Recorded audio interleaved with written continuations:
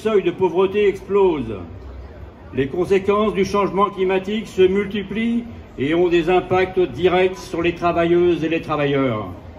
Les fermetures d'entreprises et les suppressions d'emplois se multiplient, les services publics sont en crise, les salaires ne permettent pas de vivre dignement de son travail. Les travailleurs et les travailleuses essentielles attendent toujours une reconnaissance et dignité au travail.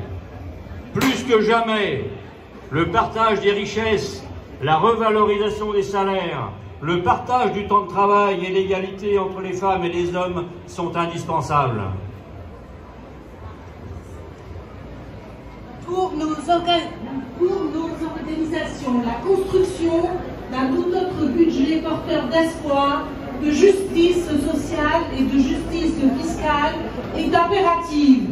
Nous refusons que ce soit encore les travailleuses et les travailleurs, les demandeurs d'emploi, les jeunes et les retraités qui payent la facture, à la fois financièrement mais aussi par une flexibilité accrue. Nous exigeons des moyens budgétaires à la hauteur des missions des services et des politiques publiques.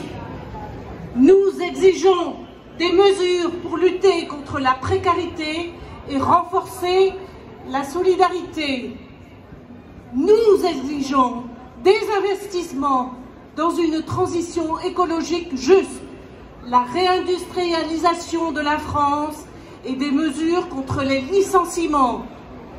Nous exigeons la mise en place de dispositifs qui taxent les gros patrimoines et les très hauts revenus, qui contraignent le versement des dividendes et conditionnent fortement les aides aux entreprises.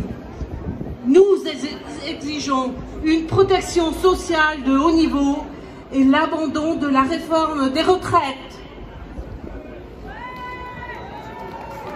Si nos organisations ont appelé à la grève aujourd'hui, c'est non seulement pour que le projet de budget soit abandonné définitivement, mais aussi et surtout pour que les exigences de justice sociale et fiscale soient enfin prises en compte.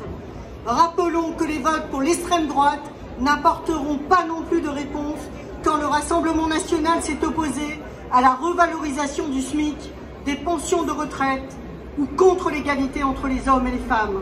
L'extrême droite instrumentalise la colère sociale sans jamais défendre réellement les droits des travailleurs et des travailleuses.